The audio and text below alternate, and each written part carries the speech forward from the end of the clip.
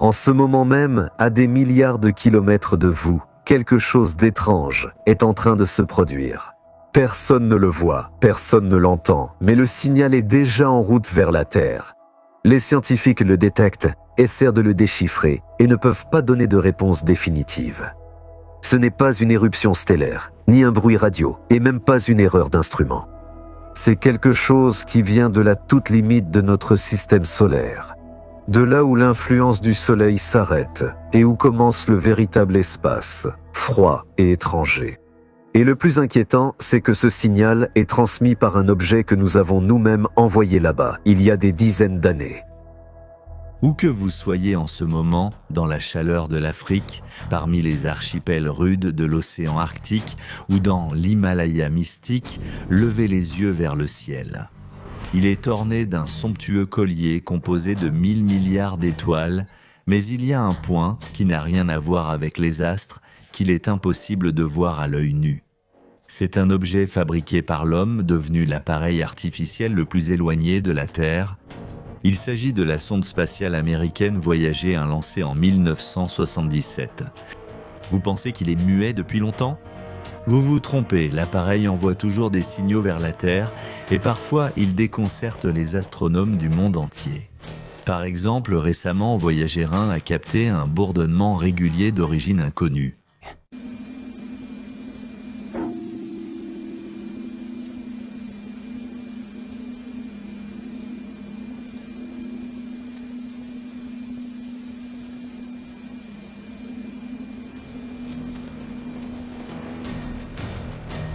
Qu'est-ce que cela pourrait signifier ? Les astrophysiciens sont encore perplexes. Quelles sont les missions que Voyager 1 doit accomplir ? Et où se trouve-t-il actuellement ? La mission principale de l'appareil était d'étudier les planètes géantes Jupiter et Saturne. Il convient de noter que Voyager 1 a parfaitement accompli sa mission. C'est lui qui a offert au monde des images détaillées de ces immenses corps célestes composés de gaz en ébullition ainsi que de leurs satellites rocheux. Mais ce n'était que la première étape. Le plus difficile l'attendait encore et elle n'a commencé à accomplir cette tâche importante que récemment. Une énorme responsabilité a été confiée à Voyager 1, étudier la ceinture de Kuiper et les confins de l'héliosphère. Mais comment interpréter les données reçues alors que personne n'avait jamais été dans des régions de l'espace aussi éloignées de la Terre auparavant? D'une certaine manière, c'est comme voyager avec un guide incomplet où la majeure partie des informations manque tout simplement. C'est précisément là-bas, à des milliards de milles de sa planète d'origine, que Voyager 1 a détecté un bourdonnement permanent provenant d'une source inconnue dont l'origine est très probablement l'espace interstellaire. En 40 ans de voyage, l'appareil a enregistré différents signaux, mais c'est la première fois qu'il en capte un comme celui-ci. Et si l'on considère que Voyager 1 explore littéralement à tâtons des endroits où, avec le temps, le système solaire tout entier arrivera, mené par son étoile, alors les informations obtenues prennent une importance toute particulière. Voulez-vous en savoir plus sur l'objet de recherche de Voyager 1 ? Notre communauté planétaire, menée par son étoile mère, se trouve dans une bulle globale appelée l'héliosphère. Sous la protection de cette enveloppe invisible se trouvent toutes les planètes du système solaire ainsi que la ceinture de Kuiper. Elle protège efficacement ces objets de l'environnement interstellaire agressif. Qu'est-ce que l'héliosphère et quelles sont ses caractéristiques ? C'est une immense région à l'intérieur de laquelle le plasma du vent solaire se déplace à des vitesses supersoniques. À la frontière avec l'espace interstellaire, il y a une collision entre le vent solaire et le plasma et le champ magnétique du milieu interstellaire. Si l'on explique le processus en termes simples, le vent solaire accélère jusqu'à des vitesses importantes, s'enroule en spirale, puis ralentit brusquement en heurtant une barrière invisible et se mélange progressivement avec les particules cosmiques. C'est précisément dans la zone où se produisent les phénomènes mentionnés que se trouve actuellement Voyager 1, ce qui signifie que c'est là que l'appareil a capté le signal mystérieux. À quel point le trajet de la sonde spatiale a-t-il été difficile avant qu'elle n'atteigne les confins du système solaire ?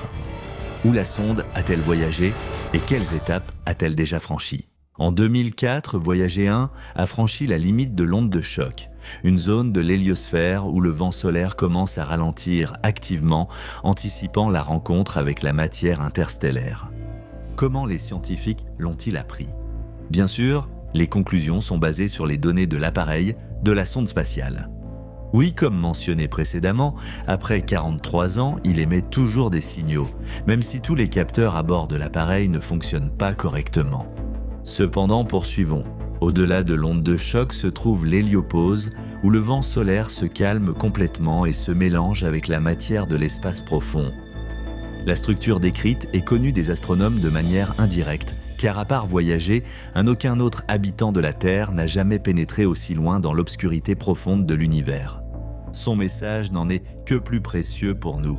Par exemple, il existe une hypothèse selon laquelle, entre la frontière du système solaire appelée onde de choc frontale, qui suit l'héliosphère, se trouve un mur d'hydrogène rempli de gaz chaud.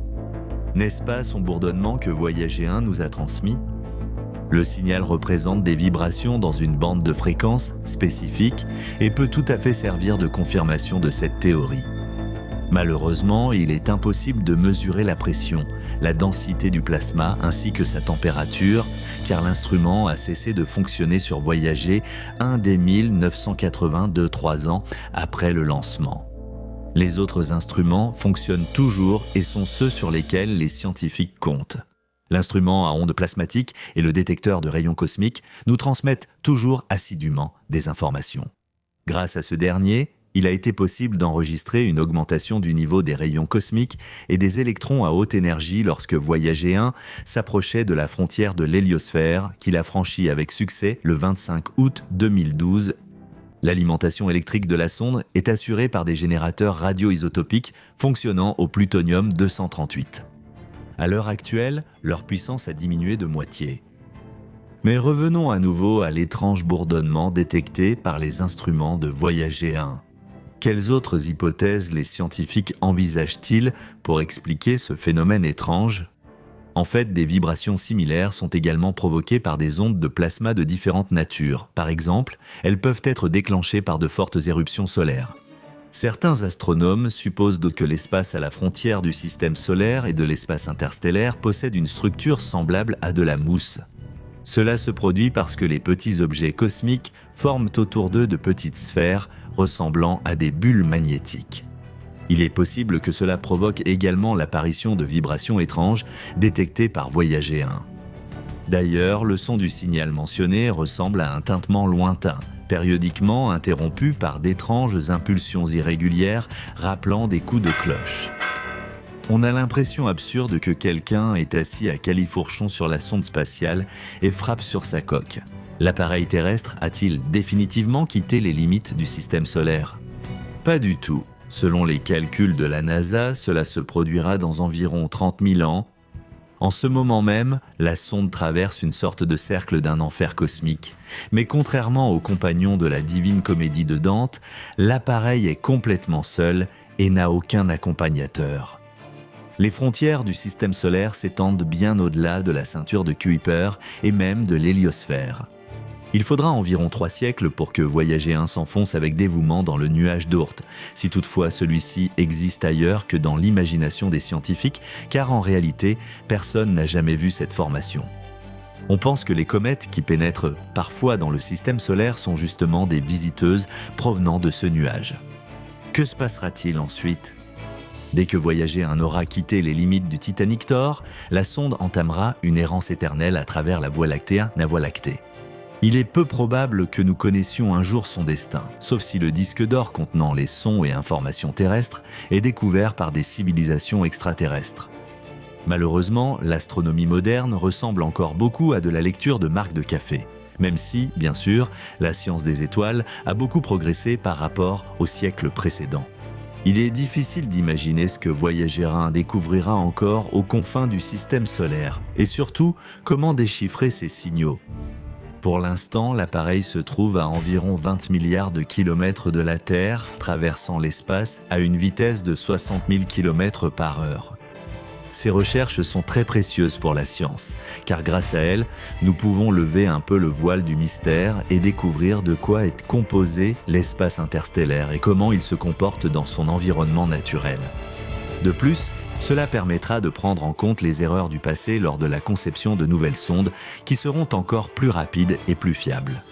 Et pendant que la sonde Voyager 1 a littéralement des bourdonnements dans les oreilles, réjouissons-nous des conditions confortables sur Terre et de la possibilité d'obtenir facilement n'importe quelle information sur les confins de l'espace sans quitter notre canapé préféré. La Terre est la planète idéale pour l'humanité. Partagez-vous cette opinion ? Cela peut sembler évident, mais ce n'est pas si simple. En effet, compte tenu de notre environnement planétaire, la Terre semble être un îlot unique de vie et de richesse naturelle. Mais l'univers ne serait-il pas capable de créer quelque chose de plus parfait pour l'existence de la race humaine et même pour l'apparition de la vie en général ? Sans aucun doute, elle en est capable. C'est simplement que, en raison de notre imperfection technique, nous ne pouvons pas encore détecter de tels objets, bien qu'il y ait tout de même quelques planètes en vue. D'abord, il convient d'identifier quelles caractéristiques de la Terre devraient être améliorées pour rendre notre vie plus confortable. À quoi devrait ressembler notre planète ? Plus chaude, plus humide, plus grande ? Peut-être vaudrait-il mieux la réchauffer avec une étoile d'un autre type. Des missions de recherche de ce genre, avec les paramètres appropriés, seront bientôt confiées au tout nouveau télescope James Webb. Mais les scientifiques ont d'autres objectifs. Découvrir quelle exoplanète nous conviendrait mieux que la Terre. Permettez-nous un petit spoiler. Plus loin dans l'émission, nous parlerons des objets déjà découverts qui sont candidats à ce rôle. D'ailleurs, il y a quelques années, un signal a été reçu d'une telle planète, Gliese 581d.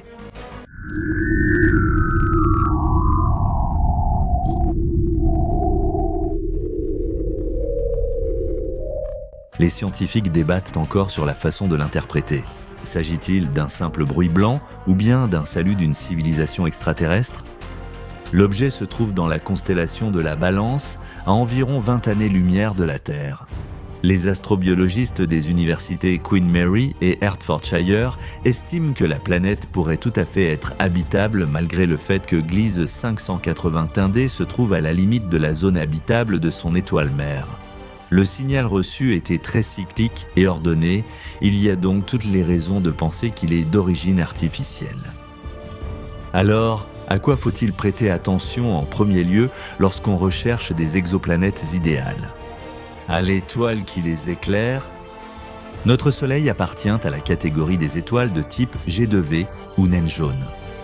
Comparé aux naines brunes ou rouges, qui sont instables et imprévisibles, il est beaucoup plus stable. Il existe dans l'univers des astres aux caractéristiques encore plus adaptées. Par exemple, les étoiles de type K. La durée de vie de ces étoiles atteint 70 milliards d'années, c'est 7 fois plus que celle du Soleil.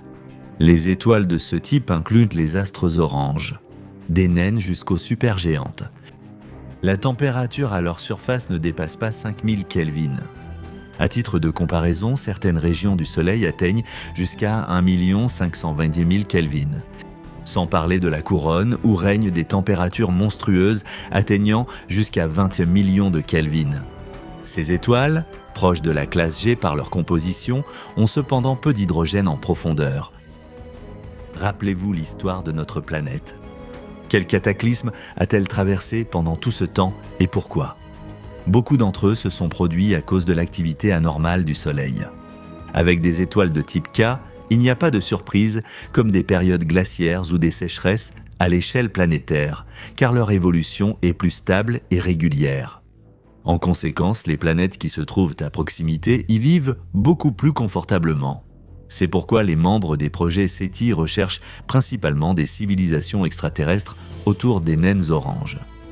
Y a-t-il beaucoup de telles étoiles dans la Voie lactée ?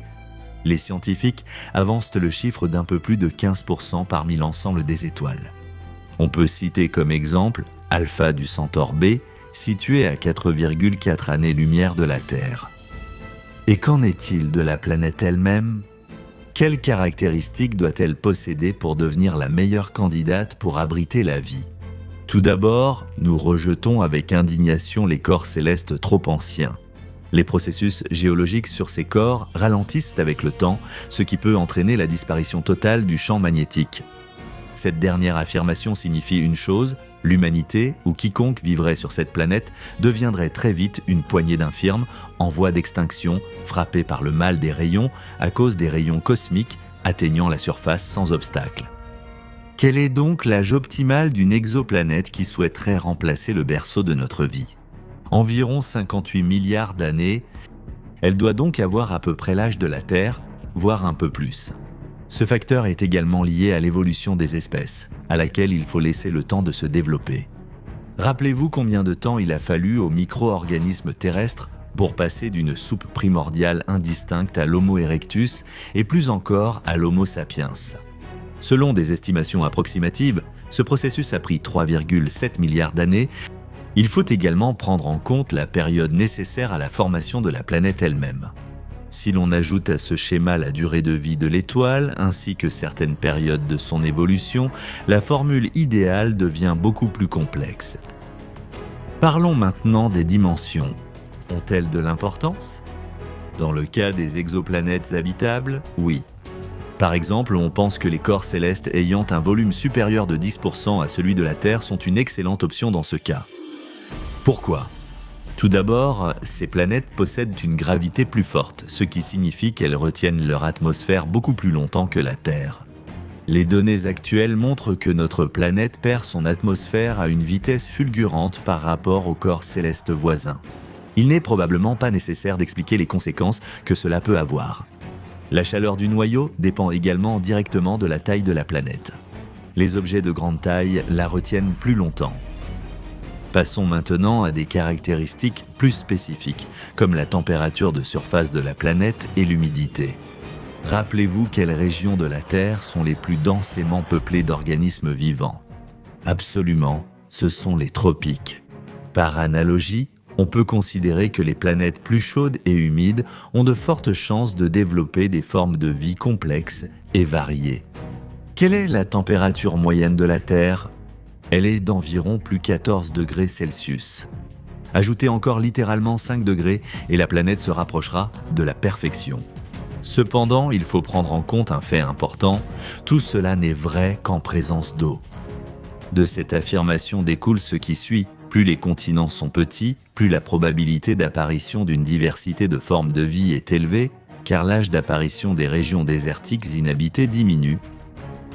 Nous avons énuméré une liste approximative de paramètres sur lesquels James Webb s'appuiera pour rechercher des exoplanètes habitables. 2 indices importants l'aideront également, la similarité avec la Terre et l'habitabilité de la planète. D'ailleurs, ce dernier prend en compte un éventail plus large d'objets où la vie pourrait se développer sur la base d'autres processus chimiques. Par exemple, elle peut apparaître sur des objets beaucoup plus chauds ou beaucoup plus froids que la Terre. Mais tout cela reste théorique. Mais qu'en est-il dans la pratique ? Il existe déjà de véritables candidats pour ce poste vacant. Et le premier d'entre eux est Kepler 442b. Cette immense planète se trouve dans la constellation de la Lyre, assez loin de la Terre, à 1120 années-lumière. Elle gravite justement à proximité d'une naine orange de classe spectrale K. Sa taille est également similaire à celle de la Terre, mais en plus grand. Kepler 442b est 1,3 fois plus grande que notre planète. Inutile de préciser que cette planète se trouve dans la zone boucle d'or, c'est-à-dire dans la zone habitable de son étoile. Ainsi, les conditions pourraient être similaires à celles de la Terre. La prochaine candidate au titre de Terre idéale est la planète Trappist 1i. Cependant, l'étoile qui lui donne sa lumière appartient à la catégorie des naines rouges, et ce sont des astres assez imprévisibles. L'exoplanète se trouve dans la constellation du Verseau et son diamètre est proche de celui de la Terre. Si cette planète possède une atmosphère dense, il pourrait bien y avoir de l'eau aussi. Et là où il y a de l'eau, il y a de la vie. En tout cas, sous des formes qui nous sont familières. Existe-t-il une liste de planètes habitables ? Oui, elle a été établie, même si les données sont peu nombreuses. En plus des objets mentionnés, on y trouve Gliese 667c, Kepler 296, ET Garden B et d'autres. Mais les astrobiologistes se posent souvent une question gênante. La vie doit-elle forcément être telle qu'elle est sur Terre? Doit-elle nécessairement évoluer selon les lois que nous connaissons? Et qu'en est-il de la biochimie alternative? Dans ce cas, la liste des exoplanètes pourrait être élargie à l'infini. Cependant, ignorons temporairement ces affirmations et résumons ce qui a été dit précédemment. Quels sont les principaux critères des planètes habitables? Et dans quel cas peuvent-elles même être meilleures que la Terre? Le premier facteur est la source d'énergie. Cela désigne l'astre parent, y compris la distance qui le sépare et le type d'objet, ainsi que les ressources internes de l'objet céleste. Dans ce cas, les naines oranges sont jugées idéales. Le deuxième facteur est la présence d'eau et d'une atmosphère. Le troisième facteur concerne des caractéristiques telles que la masse de la planète, sa géochimie, son orbite et ses paramètres de rotation. L'environnement galactique de l'objet est aussi très important. En effet, si un trou noir supermassif actif se trouve à proximité, ou si une supernova ou une source puissante de rayonnement gamma apparaît, stérilisant tout sur son passage, alors la probabilité de développement de la vie devient extrêmement faible. Peu importe à quel point les autres conditions seraient idéales. Quoi qu'il en soit, malgré les longues réflexions des astrobiologistes, pour l'instant, c'est bien la Terre qui reste la demeure idéale pour l'humanité. Bien sûr, cela n'empêche en rien la recherche de quelque chose de nouveau et peut-être de meilleur. Dites-moi, aimeriez-vous changer de lieu de résidence au sens le plus large? Par exemple, s'installer définitivement sur Mars après une mise à niveau? Ou sur la lointaine Kepler b? Il est possible que, lorsque les conflits géopolitiques, les pandémies et les crises financières seront résolues, l'humanité agisse ainsi. Mais pas aujourd'hui, mon ami. Pas aujourd'hui? La guerre nucléaire est devenue une menace réaliste pour l'humanité dès que le monde a pris conscience du niveau de danger que représentent les armes de destruction massive. Depuis lors, des questions de plus en plus complexes ont surgi dans l'esprit des gens. Par exemple, peut-on faire exploser la Lune? Ou que se passerait-il si nous faisions exploser simultanément toutes nos réserves nucléaires? Pour commencer, voyons de quoi disposent les terriens et quels sont leurs atouts. Actuellement, la planète compte 15 000 ogives nucléaires dont la majorité appartient aux États-Unis et à la Russie. Avec ce nombre de bombes, on pourrait, si on le voulait, créer une île de la taille de Manhattan et y construire tous les gratte-ciel célèbres du monde. Mais laissons ces comparaisons colorées pour revenir à la sinistre réalité. Supposons que cette richesse mortelle soit rassemblée dans un seul hangar mondial. Imaginez que les présidents des grandes puissances mondiales deviennent fous et décident de le faire exploser. À quel point les conséquences seraient-elles dévastatrices?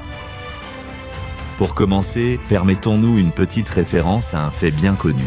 En 1883, le volcan indonésien Krakatoa a explosé, emportant la vie de 36 habitants de l'île et détruisant pratiquement l'archipel. La puissance de l'explosion était équivalente à 200 mégatonnes de TNT. À titre de comparaison, l'ogive du Minuteman III a une puissance de 300 kilotonnes. En conséquence, dans un rayon de 250 km, à cause des projections rapides de poussière jusqu'à 80 mètres de hauteur, le jour s'est littéralement transformé en nuit.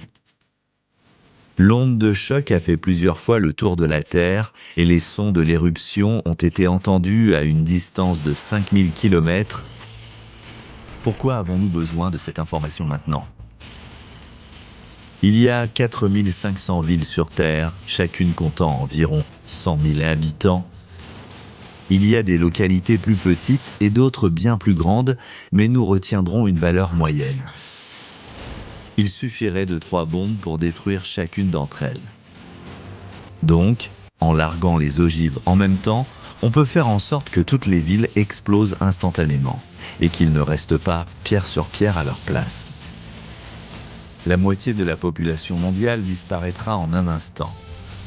Et après cette action unique, il nous restera encore 1500 ogives en réserve. Mais ce n'est qu'un échauffement. La question est de savoir à quoi ressemblera la détonation de 15 charges en même temps. En explosant toutes ensemble, les ogives produiront l'effet de 15 éruptions du Krakatoa. Le spectacle sera si effrayant et grotesque que les témoins de l'événement, dans les premiers instants, ne croiront probablement pas leurs propres yeux. En un éclair, comme surgissant de terre, une boule de feu éblouissante de 50 km de diamètre apparaîtra et l'onde de choc détruira instantanément les bâtiments, les arbres et tout ce qui se trouve sur une superficie d'environ 3000 hectares, tout ce qui se trouve dans un rayon de 250 km autour de l'épicentre de l'explosion monstrueuse sera réduit en cendres.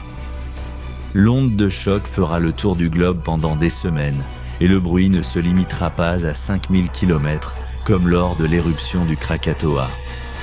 Le son sera clairement perceptible dans chaque recoin de la Terre.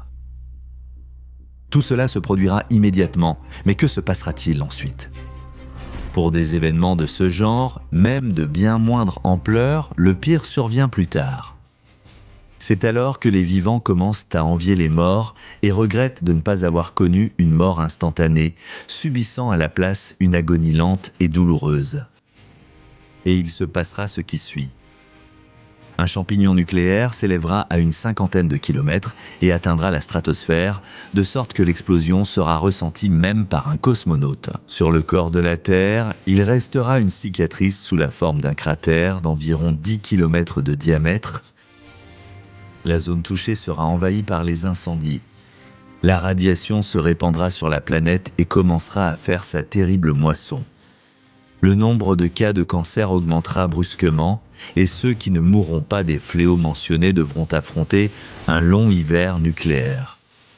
Et cela signifie une famine massive, des maladies terribles et l'extinction de la majeure partie de l'humanité. Il est évident que l'arme nucléaire est l'une des inventions les plus cauchemardesques et destructrices. Mais est-elle capable de détruire une planète entière ? La réponse n'est pas catégorique et la voici. Oui et non. Les physiciens et les volcanologues se sont posé cette question et sont arrivés à des conclusions ambiguës. Tout d'abord, une énorme sphère de pierre d'un diamètre de 12 742 km, qui est dans notre Terre, ne peut pas être détruite, non seulement par l'arsenal nucléaire actuel. Cela n'arrivera pas. Même si nous extrayons tout l'uranium des entrailles de la Terre et fabriquons 10 000 milliards de bombes équivalentes à celles qui ont explosé au-dessus d'Hiroshima. Deuxièmement, si nous ne sommes pas capables de briser la Terre, alors, comme l'affirment les physiciens, il est théoriquement possible de la déplacer de son orbite. Par exemple, en arrêtant la rotation de la planète.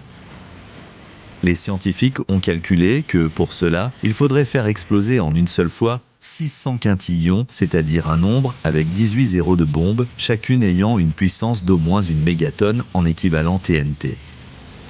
Dans ce cas, la Terre s'arrêterait très probablement et se dirigerait vers le Soleil, car notre étoile est l'objet le plus proche avec une gravité significative. Cela signifierait, bien sûr, la destruction certaine de la planète.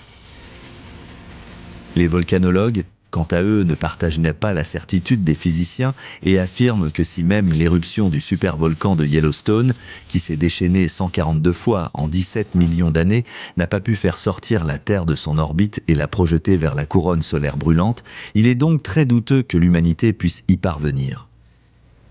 Il est d'autant plus improbable qu'on puisse fabriquer assez de bombes pour affecter destructivement la rotation de la Terre. Mais toutes les convictions pâlissent devant le fait suivant. Tous les scientifiques, sans exception et quelle que soit leur spécialisation, affirment d'une seule voix « Il est impératif de réduire drastiquement l'accumulation des armements, car nous sommes assis sur un baril de poudre qui peut exploser à tout moment et tuer ses créateurs ainsi que des milliards de leurs semblables. » Réfléchissez-y. Même un conflit nucléaire entre de petits États aurait des conséquences planétaires, entraînant un changement climatique durable, l'apparition de mutations et de maladies incurables, ainsi qu'une famine généralisée. Une guerre à grande échelle entre superpuissances conduirait sûrement l'humanité à être replongée dans l'âge de pierre. Compte tenu de ce qui précède, la chaîne Hubble invite tous à participer au vote. Écrivez dans les commentaires si vous êtes d'accord avec la nécessité d'un désarmement total des pays du club nucléaire et n'oubliez pas de justifier votre opinion quelle qu'elle soit.